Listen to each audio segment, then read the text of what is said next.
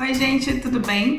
Mais um vídeo aqui pro canal e é engraçado porque eu demorei pra publicar o outro vídeo porque eu demorei um tempo pra ler o livro da Michelle e agora esse livro que eu comecei depois da leitura do livro da Michelle eu li em um dia e meio, assim, super rápido, que é o livro A Promessa e a Pani. São duas histórias reunidas em um único livro, do autor Frédéric Dürrenmatt.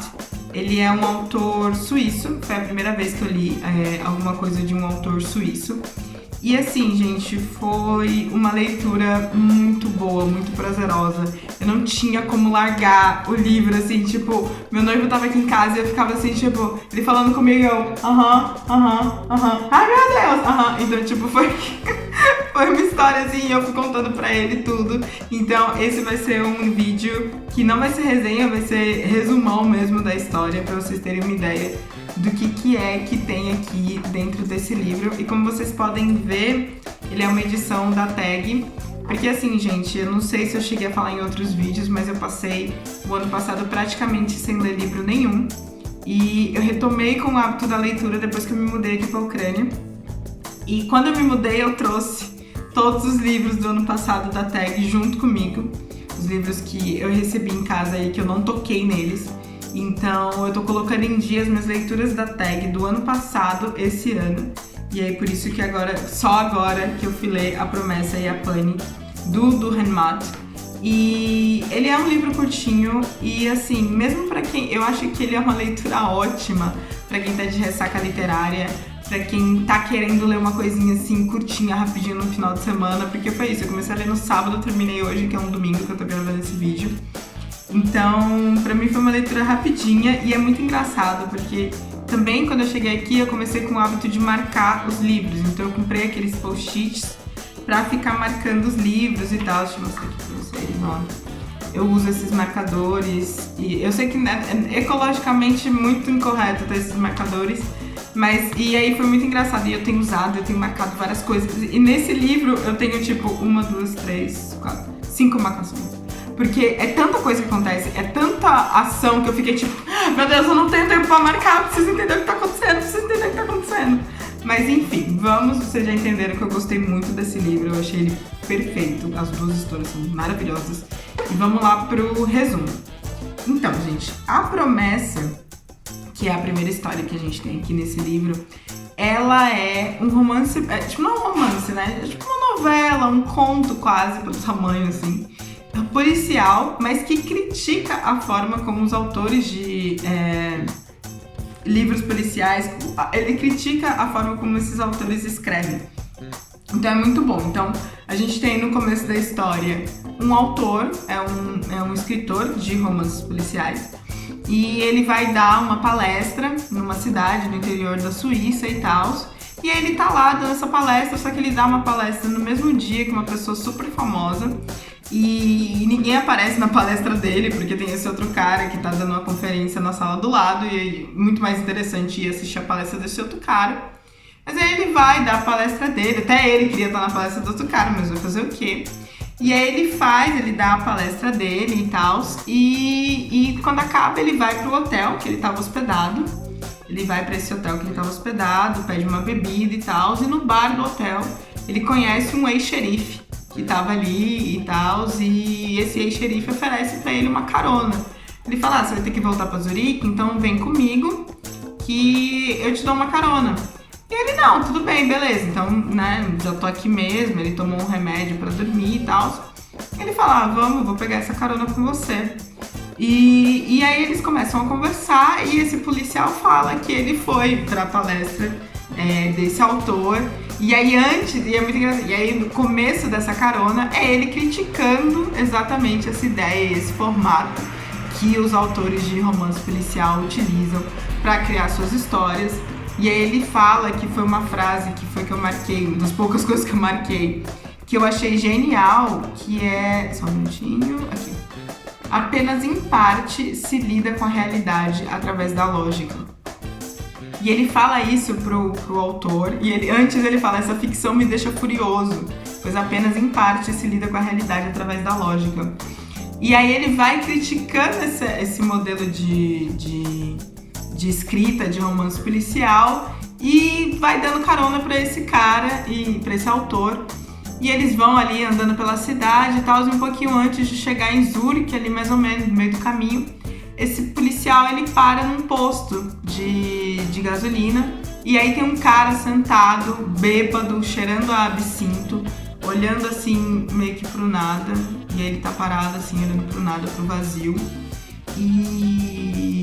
E aí o cara, ele pede, né, enche o tanque e tal, aí ele entra num bar que tem junto desse posto de gasolina, pede 2 cafés pra esse autor que ele tá dando carona, uma mulher atende, vem, traz, e aí tem uma menina que sai, e aí o autor pensa, e a gente tem acesso a esse pensamento desse autor, que ele fala, uma jovem de 30 anos e tal, não sei o que, mais ou menos uns 30 anos, e aí ele só pensa, e aí o policial fala pra ele, tipo, não, ela tem 16, e aí, tipo, rola assim um negócio, tipo, oi? E aí, tudo bem? E aí, no final, quando ele tá indo embora desse posto de gasolina, o policial fala pra esse cara que tava olhando pro nada, e ele fala, tipo, pra esse cara, ele fala da próxima vez, disse o comandante se despedindo, e o cara dizendo com uma fé imensurável, eu espero, ele virá.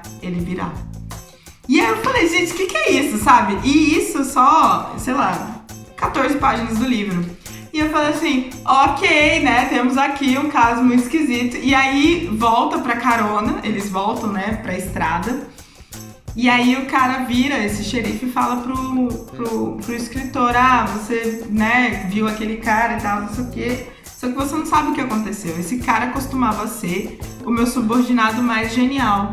E aí começa esse policial, esse xerife, a contar a história desse cara que tava nesse posto de gasolina, meio alucinado, meio fora da realidade e tal. E aí ele começa a contar a história, que é a história desse detetive, é como se fosse eu não sei explicar direito. Porque o cara era xerife, o outro era como se fosse detetive, tava ali naquela hierarquia policial.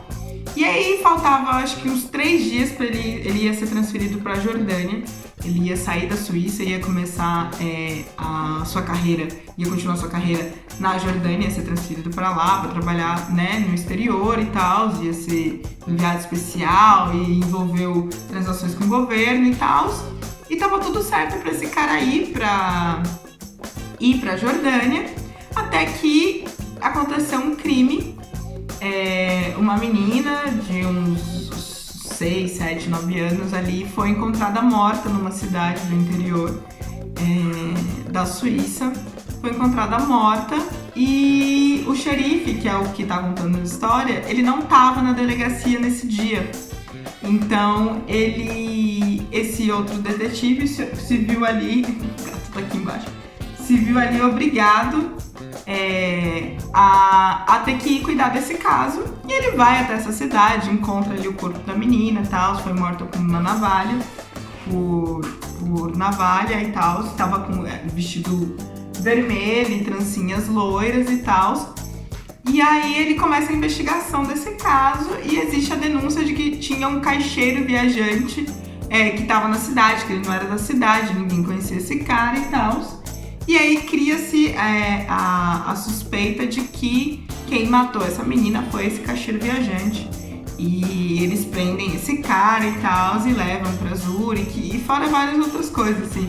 E aí é engraçado porque eu achei meio uma ponta solta da história, porque eles contam que quando eles descobriram, e eu também não sei se é a ponta solta ou se é só pra você instigar o leitor a ficar pensando, mas o que tem a ver uma coisa com a outra, porque quando eles acham o corpo dessa menina, tem 2 crianças que, tipo, vêm eles, os policiais, e depois eles veem o corpo da menina, e aí depois o xerife vai pra um outro canto da cidade e essas crianças estão lá de novo. Uma coisa mesmo pegada um pouco meio que sobrenatural, assim, que eu fiquei, gente, o que tá acontecendo aqui, né? E aí, então, mas essas crianças depois, tipo, elas param de fazer parte da história, mas tá tudo bem. Oi, ó. O gatinho tá aqui embaixo. E aí, então tem essas 2 crianças, mas não se atentem a isso. E aí levam esse caixeiro viajante pro centro, pra Zurique, pra fazer interrogatório e tal. Só que o cara tá, né, se ajeitando pra poder viajar. Ele precisa se organizar pra ir pra Jordânia. Ele passa esse caso pro outro subordinado dele, fala assim, que é o cara que vai substituir ele dentro da hierarquia da delegacia. E aí ele fala, ó, cuida desse caso aí porque eu preciso me ajeitar para as coisas da Jordânia. O xerife volta, fala, não, tudo bem, né, já que é esse cara aí que vai ter que resolver, já que você tá indo embora, a gente deixa com ele resolve o caso. E aí esse cara conduz um interrogatório de quase 20 horas com esse caixeiro viajante, com métodos intensos, que o cara sai até da cela quando ele der, depois do interrogatório, sem conseguir andar. Então a gente já tem mais ou menos uma ideia ali de quais métodos intensos eles usaram. E ele sai da cela no mesmo dia que o cara, esse que pegou o caso pela primeira vez, que ele vai se despedir para poder ir embora para a Jordânia e tal. E aí o caixeiro viajante vê esse cara, porque foi ele que tirou ele, que prendeu ele e tal, não sei o quê, tenta falar alguma coisa, não consegue. E aí ele continua, ele vai pra cela dele e o cara vai se despedir do xerife, até que, acho que uns 2, 3 minutos depois que eles estão conversando, tipo uma meia horinha assim, volta o policial e diz que o caixeiro viajante se matou dentro da cela dele. E aí o xerife dá como caso encerrado, o cara confessou, porque depois da tortura, depois das 20 horas de interrogatório, ele confessou que ele matou a menina. O cara confessou, se matou, encerrou o caso, vida que segue. E eles estavam falando que também, porque ao mesmo tempo que estava tendo essa investigação, tinham outros 2 casos de meninas muito parecidas em outras cidades da região, que também tinham sido mortas da mesma maneira. E tinham sido cidades que esse caixeiro também já tinha passado. Então é isso, foi ele que matou as meninas, ele se matou, caso encerrado, beijos, tchau, vida que segue. E aí o cara vai pra Jordânia, tipo, ele, na verdade assim, ele começa, né, vai até caminho pro aeroporto. Antes de ir pro aeroporto, ele passa pela cidade onde essa menina morreu, durante o enterro e tal, e aí a mãe dessa menina lembra esse cara, porque quando ele foi anunciar pra família da menina que essa menina tinha sido morta, a mãe pede pro cara jurar, prometer pela alma dele que ele vai encontrar quem foi que matou a filha dela. E ele fala, eu juro pela minha alma, pra poder se livrar. Ele fala até que, tipo, só pra poder, né, sair ali daquela situação, ele promete que vai encontrar. E aí, como o cara se matou depois e ficou como ele sendo culpado do caso, durante o enterro da menina, a mãe dela fala pra ele, tipo, não, tudo bem, você se... como é que se diz? Você se manteve, você cumpriu sua promessa de encontrar o culpado e tal. E aí ele vai, acompanha esse enterro, vê as crianças da escola da menina ali, todos juntos e tal. E aí, quando eles estão conversando ali e tal, e aí tem uma menina que era a melhor amiga dessa criança, que já tinha conversado com ele antes. E ela comenta de novo o caso de... Porque essa menina que morreu antes, que perguntaram, né, para as crianças, tipo, vocês viram alguma coisa estranha? Alguém falando diferente com ela, tal, não sei o quê. E aí o que a menininha falou foi que a amiga dela, essa menina que morreu, tinha encontrado com um gigante. E que o gigante dava porco-espinho para ela. E era isso, assim, que ela lembrava da história dessa menina, da amiga dela, e ele lembra, ele vê aquela menina, lembra dessa menina e tal, não sei o quê. E depois ele vai pro aeroporto, e no aeroporto também tá tendo como se fosse uma excursão de escola, então tem várias crianças dentro do aeroporto e tal, e aí ele vê aquelas crianças, e aí junto a tudo isso ele decide não ir pra Jordânia, ele volta pra cidade. E aí você tem um escândalo ali, porque você tinha 2 governos que tinham feito um acordo de troca de funcionário, o cara não aparece, aí o xerife tem que lidar com tudo isso e tal, não sei o quê. E aí o cara volta depois, tipo, já falando assim, deixa eu voltar a trabalhar pra vocês, porque o caso não foi solucionado, não foi o caixeiro viajante que matou essa menina e tal. E ele, tipo, não, sinto muito, você se desligou da força policial, não tem muito que eu posso fazer por você, entendeu? E aí começa esse cara a tentar investigar esse caso por conta. Então ele entra na escola da menina e pega o desenho que ela tinha desse gigante que ela conheceu, porque tinha esse desenho na escola. Ele começa a analisar as coisas e tal, e aí ele consegue descobrir que um desenho esquisito que tem que ela faz é ligado com a placa, com o símbolo de uma placa de uma região da cidade e tal, não sei o quê. E aí você cria todo um caso, o xerife vai contando desses avanços na investigação que o cara tava fazendo por conta, até que ele descobre que esse cara abriu um posto de gasolina em um outro estado. E aí ele fica sem entender, e aí vários amigos, o pessoal que trabalhou com ele antes, começa a ir lá nesse posto de gasolina e tal. E aí ele descobre que, tipo, esse cara abriu esse posto de gasolina, tá vivendo com uma ex-prostituta e a filha dessa menina, dessa ex-prostituta. E aí essa menina, que é filha da ex-prostituta, ele veste a menina igual às outras 3 meninas que foram mortas, ou seja, de vestido vermelho e trancinha, porque o plano dele todo, no final, era criar ali uma situação, porque ele fez as contas de que, tipo, toda vez que todas as mortes aconteceram a caminho de Zurique. E aí ele descobriu o desenho dessa placa desse carro e falou, não, é desse estado. Então, pro cara ir pra Zurique, ele vai ter que passar por esse posto de gasolina. E uma hora ele vai passar aqui, e aí eu vou usar essa menina de alvo, ele vai explicando tudo isso pro xerife. Eu vou usar essa menina de alvo, vou mostrar, vou deixar ela aqui no meio do posto e tal, não sei o quê. Porque uma hora esse cara vai aparecer, porque vai aparecer. E ele fica nessa ideia de que o cara vai aparecer e ele cria todo esse cenário pra que o cara apareça, porque tem um carro, tem um desenho do carro preto, americano e tal, não sei o quê. E é isso, então certeza que esse cara vai ter que passar por ali. E aí passa-se algum tempo, isso tudo passa assim mais ou menos num intervalo, acho que de 1 ano, 2 anos, assim, mais ou menos. E aí ele... Deixa eu só ver aqui certinho. Mais ou menos isso, 2 ou 3 anos. E aí, quando ele começa a criar essa situação toda e tal, não sei o que, ele acompanha a menina pra aula, ele vai fazendo todas essas coisas, e aí um dia ele se dá conta que a menina demorou mais pra chegar em casa. E aí eu falei assim, fudeu. Eu já tava assim, tipo, já tava terminando, já tava assim, mais ou menos no meio, eu falei assim, morreu, já era. E aí ele acha essa menina e tal, não sei o que, pergunta o que aconteceu, ela fala, não sei o que, aí... Não, é porque, tipo, a aula durou até mais tarde, alguma coisa assim, a criança cria uma mentira ali. E aí depois ele vai conseguindo perceber que a menina tá mudando o comportamento dela, não tá indo pra aula. Depois da aula ela demora mais tempo pra chegar em casa. E aí que de repente a menina apareceu com trufas em casa. E aí na hora que ela aparece com essas trufas, e são aquelas trufas com granulado, ele fala, é isso, esses eram os porcos espinhos que a outra menina que foi morta recebia. E aí na fantasia dela, ela criou esse gigante que dava porco espinho, quando na verdade era um cara que tava dando trufa de granulado, de chocolate com granulado. Quando ele consegue essas trufas, ele volta pro xerife e ele fala, olha, eu preciso de reforço, porque é o mesmo cara, eu tenho certeza que é o mesmo cara.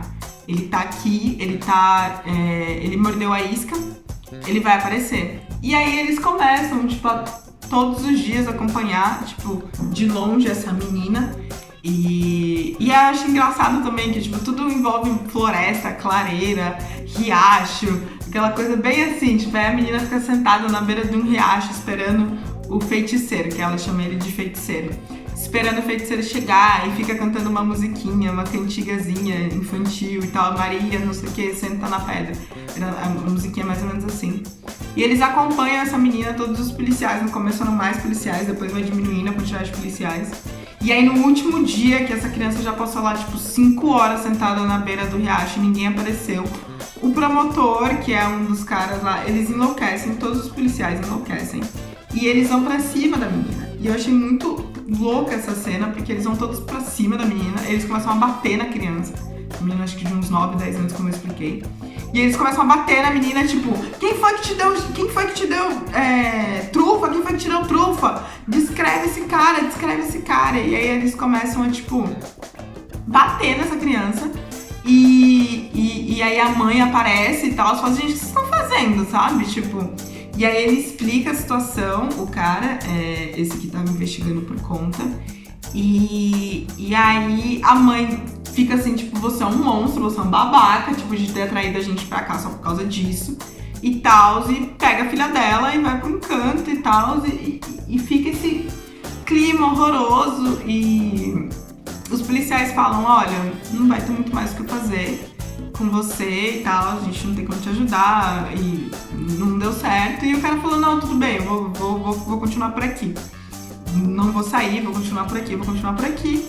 E os policiais falam, não, tudo bem, né? E aí o xerife volta pra vida dele, vai viver a vida dele e tal, você nunca mais teve nenhum crime e tudo. E aí e vai passando, e aí tem uma pausa, né, nessa narrativa dessa história, porque o xerife decide, de novo, criticar, né, os autores de romances policiais. E aí ele começa a falar, olha, eu sei que vocês, autores de histórias policiais, vocês criariam um final diferente pra essa história. E aí ele começa a listar vários finais, tipo, pra vocês provavelmente a gente ia estar lá esperando a criança e ia aparecer um cara e a gente ia conseguir prender. Ou, no final, não sei o que. Ele dá uns 3, 4 finais diferentes e ele falou assim, ó, eu vou te contar qual é o clímax dessa história. E aí você vê, você escreve, você decide se você vai escolher o final real dessa história ou o final que vocês, autores de livros policiais, sempre inventam naquela formulazinha lógica que vocês trabalham. E aí ele conta que passou, acho que uns 2 anos, mais ou menos, desse incidente. E aí ele recebe, ele já tá perto de se aposentar, tá perto de sair da força policial e tal. E aí ele recebe um telefonema de uma mulher e tal, do pessoal da delegacia, porque normalmente, como ele era xerife e tal, ele ia encontrar com pessoas mais velhas que estavam perto de morrer e tal, e que queriam fazer doações pra polícia. E aí uma senhora liga pra ele, fala assim, vem aqui e tal, não sei o quê. Tipo, não liga, né? Os funcionários dela pedem pra ele ir até a polícia, pra ele ir até o hospital onde tá essa mulher e tal. E aí ele vai. E aí ele fica, tipo, no começo ele tá super entediado, que ele fala assim, gente, que chatice, sabe? Mais uma velha vai ficar contando a vida dela e tal, não sei o quê, só pra falar que ela vai deixar uma doação enorme e tal, bababá. E aí ele vai ouvindo a história dessa mulher e tal, ele tira até uns cochilos no meio da história. E tem um padre que fica o tempo inteiro falando não sei quem, que eu não lembro o nome, porque eu sou muito ruim de nome de personagem. Fala a história, conta a história. E aí, no final, ela sempre fala, ela cita o tempo todo a irmã dela, que é uma irmã que é uma família rica, e a irmã tem 90 e tantos anos, e não sei o que, e elas sempre competiram, e papapá. E aí ela contou que depois que ela enviou, acho que pela 2ª ou 3ª vez, ela casou com um chofer, um menino novo, e papapá.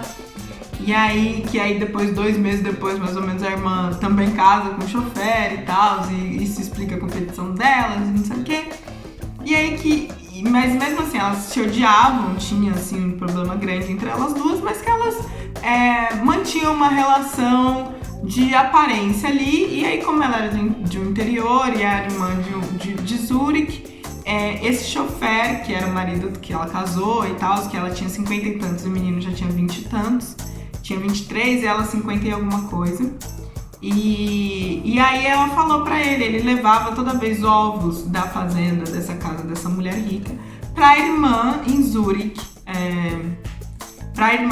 Então ele levava de bicicleta, no começo da história, ele levava de bicicleta. E aí ele leva de bicicleta os ovos, né, pra essa irmã, até que no meio do caminho, em uma dessas viagens, ele ouviu uma voz do céu e matou uma menina. E aí você tem a revelação, né, de quem tava matando essas meninas. E aí ele matou a primeira menina e ele volta pra casa todo sujo de sangue, ele lava a navalha da pia do banheiro deles e tal, e ela pergunta, o que você fez, não sei o que. Aí ele explica isso, que ele ouviu uma voz do céu e que mandava ele matar a menina, fazer carinho na menina, dar doce pra menina e depois matar a menina. E aí ele faz isso, ele se lava, ela pensou em avisar o padre ou a polícia, mas depois ela lembrou que a irmã dela ia ficar falando, tá vendo, você não sabe escolher homem direito, agora seu homem foi pra cadeia, não sei o quê, e ela decide, tipo, acobertar a situação, ela não fala pra ninguém. E a vida segue, e ela proíbe o cara de levar os ovos pra irmã, pra ele ficar em casa e tal. E aí ela proíbe o cara de levar os ovos pra irmã, decide que vai mandar os ovos só pelo correio. E aí ele nunca mais fez nada. E aí passou um tempo, acabou a Segunda Guerra Mundial e tal, e aí o cara ela comprou um carro novo, um carro preto e tal, não sei o quê. E aí, depois da guerra, como ela viu que o cara nunca mais tinha feito nada e tal, ela falou assim, não, tudo bem, pode voltar a levar os ovos pra minha irmã. E aí, ele vai de carro, volta a levar os ovos pra irmã dela e no meio do caminho ele mata a segunda menina, né, da história. E de novo volta pra casa e todo sujo de sangue e tal, que é a menina do caso que eles estavam investigando no começo do livro. E aí ela fala, não, por que você fez isso? Não sei o que, bababá. Ela fica muito chocada. E aí ela fala, meu, por que você fez isso e tal? E ela proíbe ele de novo de sair de casa com os ovos e tal, não sei o que, porque ela percebia também que além disso também sumiam as trufas de casa e tal, e bababá, e ele falou assim, ela falou, não, chega, você não vai mais, e ele se comportou por um tempo, até que ela volta a perceber de novo a falta das trufas. Talvez esteja faltando ainda mais uma morte aí, mas é que eu esqueci agora. E aí ela começa a sentir falta das trufas de novo, e ela fala, não, você não tá de novo tentando matar uma menininha, né? E aí ele tipo, ai, tô, que não sei o que, e ela fica num posto de gasolina e tal, e tipo, eu prometo que vai ser a última vez, e bababá, e eu fiquei tipo, gente, meu Deus. Aí ela vai contando tudo isso, ela tá no hospital, tá no leito de morte, eu vou morrer já. O padre tá lá exatamente pra benzer ela, pra ela poder ter os aparelhos desligados e tal. E aí ela conta que aí ele saiu de casa nesse dia, ela confrontou ele, falou pra ele não fazer isso, mas foi a primeira vez que ele reagiu de uma maneira violenta com ela. Ele empurrou a mulher e tal, e saiu. Só que aí ele pegou o carro e saiu e tal, não sei o que, e ele bateu o carro. E aí quando ele bateu o carro, ele morreu no acidente de carro. E aí a gente tem a explicação de por que quando os policiais estavam lá de tocaia, durante uma semana que eles passaram de tocaia, eles não conseguiram prender ninguém, porque esse cara morreu no acidente de carro. E aí, tipo, ele ouve tudo isso, e aí ela fala que, tipo, não tem mais muito o que fazer, porque ela não morreu, o cara já morreu, mas que ela queria contar isso pro policial. E aí, o que o xerife faz? Ele pega e vai pro posto de gasolina do cara que tava lá, que fez a emboscada toda e tal. E ele fala pra ele senta do lado desse cara que já tá entrando nessa coisa de ficar sentado, olhando pra estrada perdido, esperando esse carro chegar. E aí ele fala pro cara, tipo, olha, aconteceu isso, isso e isso, a menina me explicou, o cara nunca vai aparecer, porque ele já morreu, e explica, e conta tudo que aconteceu que a velhinha contou pra ele no hospital. E tal, e o cara não reage, o cara não responde, o cara não... Fica assim... sem expressão, e o xerife até se pergunta se ele ouviu mesmo o que o cara falou. E aí, no final, ele fala isso, e aí ele pegou, era um domingo quando isso aconteceu, e ele tava até com a família, ele foi com a família, né, pro hospital e tal. Pro hospital não, ele foi com a família até o posto de gasolina, porque ele foi pro hospital, depois pegou a família pra passar a tarde com a família. Foi no posto, explicou isso tudo pro amigo, o amigo nem tchum. Aí ele foi parar pra comer e tal, e a mulher dele pediu trufas granuladas e ele não comeu. E aí ele fala, então, e aí a última frase, né, dessa história que ele fala: e agora, meu senhor, né, meu senhor em relação ao autor ou escritor que ele estava conversando, pode fazer o que bem entender com essa história. E aí ele pede a conta, porque eles já tinham acabado, né, a viagem dessa cidade até Zurique, eles estavam no restaurante. E ele pede a conta e acaba a história. E aí eu fiquei assim... Quê? Tipo, eu achei muito bem escrito. E é isso tudo acontecendo, gente, em tipo... Deixa eu ver quantas páginas. 150 páginas. 150 páginas. É uma história que se desenrola em 150 páginas e intensa desse jeito que eu contei pra vocês. E assim, gente, tô morrendo de calor, desculpa. Chegou o verão aqui agora, eu estou, tipo, derretendo. E aí, é isso. E essa é a primeira história, e eu fiquei assim, tipo, genial. E falei, ai, não vou ler a segunda, vou deixar pra ler a segunda amanhã. Quem disse?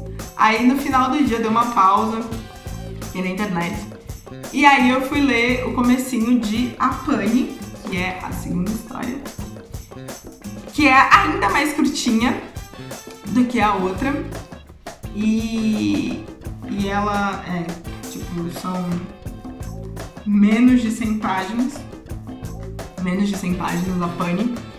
E também é uma premissa, assim, que eu fico, gente, eu adoro a cabeça. Tipo assim, esse é o tipo de livro... Esse é o tipo de livro que você fala assim, cara, é por isso que eu leio, é pra isso que eu voltei a ler, é pra... Sabe assim, é esse nível de qualidade, entendeu? De cabeça de autor que eu leio, sabe assim? E aí, essa segunda história, a premissa é a seguinte, tem um cara viajando, e aí ele tá andando pela estrada e tal, não sei o que, tá com o carro dele para de funcionar numa cidadezinha, e aí ele fala assim, fudeu, né? Aí ele não queria voltar pra casa e tal, o mecânico falou que só no dia seguinte ficaria pronto e tal, ele falou assim, não, tudo bem, vai fazer o quê? Vou achar um lugar aqui pra ficar. E aí ele vai, aí tá tendo uma conferência na cidade, então ele não encontra nenhum quarto pra ficar, nenhum lugar pra ficar, e aí ele acaba tendo que ir pra... E aí indicam pra ele, falam assim, tem uma mansão no final na fronteira da cidade ali que recebe uns visitantes de vez em quando, vai lá, talvez eles tenham um quarto, Couchsurfing Roots. E aí ele vai pra essa mansão e um cara pergunta qual que é a sua profissão e tal, ele fala, não, que eu sou representante comercial e tal, não sei o que, aí o cara fala, não, tudo bem, fica aqui. E aí ele fala, meus amigos vão vir hoje à noite, e aí se você quiser se juntar com a gente pra jantar e tal, seja bem-vindo e tal, aí ele fica, tá, tudo bem. E aí ele já tem, acho que esse senhor que fala com ele já tem uns 80 e poucos, 70 e poucos anos. E aí ele percebe, tipo, no quarto de hóspedes que ele vai, ele vê, né, tudo ali, os livros e tal, não sei o que, no quarto. E aí ele percebe que o cara é um jurista, assim, né, alguém que trabalhou com direito e tal. E aí ele fala, vai ser um tédio esse jantar, porque vai ter um monte de gente falando sobre direito, sobre lei, sobre não sei o que, e eu, tipo, não entendi nada, não tenho formação, tá, não sei o que, ele fica meio assim, mas ele decide participar, porque, né, vai ficar na casa dos outros de graça, seria desfeita não participar ali do jantar. Ele desce, ele vai pro jantar e tal, os amigos chegam, são ainda mais velhos do que o cara que tá recebendo eles. E ele descobre que normalmente nesses jantares, esse grupo de amigos, eles fazem um jogo que eles simulam um tribunal. Então, porque um era promotor, o outro era advogado, o outro era juiz, então eles se reúnem ali pra, tipo... a gente pega casos famosos, ou então quando tem uma visita, a gente coloca essa visita no lugar de réu e a gente faz esse jogo aqui durante a noite toda, topa? Aí o cara fala, topo, nunca fiz nada de errado, nunca cometi nenhum crime, mas se vocês querem que eu participe, eu participo. E aí eles participam eles realizam esse tribunal fake, e é muito engraçado porque ele é completamente informal, não é uma coisa assim pra sentar todo mundo. O tempo inteiro tem descrição de comida chegando, de bebida, de vinhos extraordinários e queijos, sobremesas e tal. E aí o cara vai contando a história dele, a história de vida, quem ele era, quem da família, não sei o quê. E o começo dele, que ele era... E ele falava o tempo inteiro, gente, eu sou inocente, porque eu nunca cometi crime nenhum. E aí ele fala que ele era um caixeiro viajante e tal, não sei o quê, e que um ano atrás a vida dele melhorou e tal, porque ele pegou o lugar de chefe dele. E aí o promotor, tipo,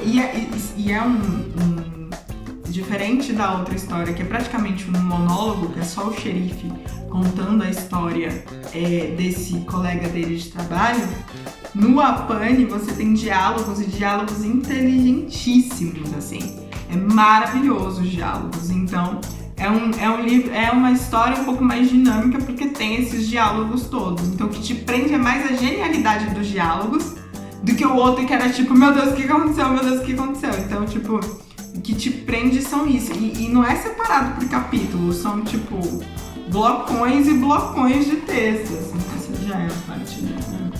Então não é uma coisa, assim, tipo, tem quebra em parte e tal, em capítulos, que a promessa é dividida em capítulos. Esse não. Tem a primeira parte que fala sobre a questão do direito e do acaso, e a segunda parte que é essa história desse jantar. E aí é engraçado, porque também, do mesmo jeito que a promessa é uma história que é contada, né, para esse autor durante uma viagem de um ponto ao outro da Suíça, que tudo bem, retrata outras datas, outros lugares, mas o total da história mesmo, o cara conta a história para ele em um dia. Essa história do Apani durou uma noite, uma madrugada, assim, uma noite. Começa assim no finalzinho da tarde e vai até a manhã seguinte. E aí você tem toda essa encenação desse tribunal e o advogado falando, olha, eu acho melhor você confessar, você criar algum crime aí e tal, porque é mais fácil você confessar. E o cara fica, não cometi crime nenhum e tal. E aí eles entram nesse jogo e bababá, e aí tem toda essa coisa do conta como é que foi sua vida. E aí, como eu tava explicando, ele fala que ele pegou o lugar do chefe dele, porque o chefe dele morreu um ano atrás. E aí começa, o promotor fala, achamos um crime. E aí é muito genial como eles vão conseguindo manipular as informações que o cara vai dando. E aí descobrem que esse cara tinha um caso com a mulher do chefe. Descobrem que depois que o cara morreu, ele nunca mais foi visitar a mulher. Então você tem ali um monte de coisa, informações soltas sobre a história desse cara, e eles vão na cabeça deles ali durante esse jantar, criando as situações para poder, né, apresentar ali, o promotor apresentar sua acusação, o advogado defender e o juiz declarar a sentença. E aí eles têm uma conversa ali no meio, mais separado, o advogado e esse réu, que é esse viajante. E ele comenta, tipo, o mais legal da nossa sentença, do nosso tribunal, é que aqui pena de morte ainda tá valendo. E aí o cara começa a ficar com medo, e você como leitor também começa a ficar com medo, que você fala assim... Porque eles começam a dar risada das coisas que o cara fala, fica uma coisa mais tensa. O cara que eles têm escolhido como carrasco, que é o cara que executa a pena de morte, ele aparece no meio da noite, ele não estava no começo. E aí você começa a pensar, fudeu, eles vão dar um jeito, vai dar sentença de morte, esse cara vai morrer, ele vai ser morto por esses velhos. Tá fudido, e eu comecei a ficar tipo, meu Deus, e isso já foi de manhã, né? Eu terminei a leitura de noite quando eles começam essa ideia do tribunal. E eu falei, gente, fudeu. E aí, tudo bem. Não vai dar nada. E aí começa lá o tribunal e tal. E aí ele conta essa história de que ele tinha um caso com a esposa do chefe. E aí eles decidem, ok, beleza, então já temos todas as informações que a gente precisa. E aí o promotor começa a explicar qual era o crime desse cara. E aí ele fala, tipo, você era um ganancioso. Tipo, resumindo, ele explica que o caixeiro viajante era um ganancioso, que sabia que o chefe tinha problemas no coração, porque tem essa passagem que ele fala que o chefe dele tinha sofrido um infarto, tinha sofrido um segundo infarto e tal. E aí eles falam, e aí o promotor fala, você matou o seu chefe, mesmo que indiretamente, você agiu de uma maneira para que ele morresse. E fala que ele ter tido um caso com a esposa dele foi uma ação pensada. E aí depois ele conta que ele estava tendo esse caso com a esposa do chefe para um colega de trabalho que não gostava dele.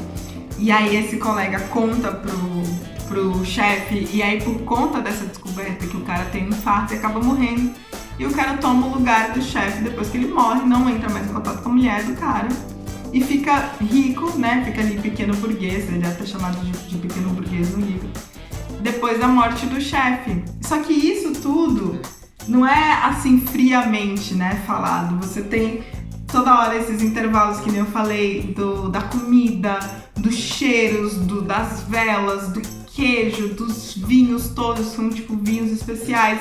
E aí você vai acompanhando a evolução dessa galera ficando bêbada, assim, tipo, conforme o livro vai passando, conforme a história vai passando.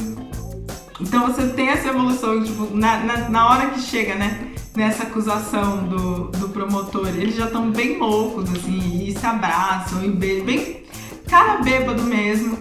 E conforme o promotor vai contando a história, o cara que era o viajante, ele vai, não, está certo, foi isso mesmo, eu fiz desse jeito, não sei o que, é real, eu fiz isso.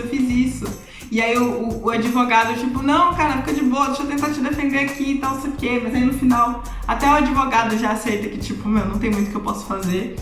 E o cara, tipo, fala, não, foi isso mesmo, eu cometi um assassinato, não me subestima. Eu cometi esse assassinato e tal. E aí no final o juiz faz, né, tipo, define a sentença e sentencia o cara a pena de morte. E aí foi a hora que eu pensei, agora vai vir a tragédia. Porque, né, já é, fudeu. E aí, não acontece isso. Tipo, ele é sentenciado à morte, eles escrevem lá a pena dele e tal, de uma maneira toda rebuscada e tal, pra ficar de lembrança, pro cara levar de lembrança e tal. E eles bebem champanhe, e você tem essa grande festa depois dessa noite madrugada desse tribunal e tal. E é muito bom, cara. E aí eles têm toda essa comemoração e esse abraço e esse tipo, meu, é isso, blá. E aí eles vão subir, né, tipo, porque cada um vai dormir por ali mesmo, já são tipo 5 da manhã quase e tal. E aí ele vai subindo, esse viajante, ele sobe junto com um cara que cai na escada e aí ele decide continuar andando. E aí a gente foca só nesse cara que, tipo, aí vai subindo os outros amigos e todo mundo vai tropeçando nesse cara que tava na escada, que caiu na escada bêbado, e todo mundo caía o tempo todo e tal. E eles não conseguiam fazer nada, e eles o tempo inteiro falando assim, gente, esse foi o melhor jogo que a gente fez e tal, foi o mais divertido, blá. E aí eles vão, tipo, já era de manhã, assim, um pouco mais depois que eles conseguem meio que se recuperar e conseguem andar até o quarto do viajante e tal, eles chegam lá e o cara se enforcou. Aí eu fiquei assim, mas não era pra ter tragédia, né? E aí o cara se enforcou, porque ele foi sentenciado à morte e ele decidiu se matar. E aí ele se mata na janela, perto da janela do quarto. E aí a história termina com um dos velhos dizendo, Alfredo, você estragou o nosso melhor jogo. Você tá jogando pros diabos o nosso melhor jogo. E aí acaba desse jeito. E aí eu fiquei... Uou. E eu achei assim, as duas histórias desse livro foram tipo... Uou! E eu gostei muito. Eu não sou do tipo de pessoa que, tipo, se apaixona por autor, que tem autor preferido. Assim, não sou essa pessoa. Tipo, gosto de Jane Austen, mas gosto de um livro dela. Gosto de Machado de Assis, mas gosto de 1 ou 2 livros dele. Então, não sou uma pessoa, tipo, li todos os livros de tal autor e tal. Mas, meu, essa foi a primeira vez, porque eu consegui ler 2 histórias ao mesmo tempo de um mesmo autor. E eu falei assim, cara, se todo livro que esse cara escreveu for desse jeito, me dê todos, sabe? Então eu quero muito ler mais coisas de Frédéric Dürrenmatt. Eu espero que eu esteja falando o nome dele certo. Esse suíço que fez eu ler um livro, que fazia muito tempo que eu não li um livro em 1 dia e meio. E foi incrível, foi maravilhosa a experiência. Eu espero que vocês tenham gostado. Eu ia pedir desculpa porque o vídeo ficou longo, mas assim, nesse canal temos vídeos longos mesmo. Então, espero que vocês tenham gostado. Procurem saber dessas histórias, porque eu contei assim por cima. Mas é muito mais emocionante se você ler. E vale muito a pena, compensa muito. Então, a gente se vê no próximo vídeo.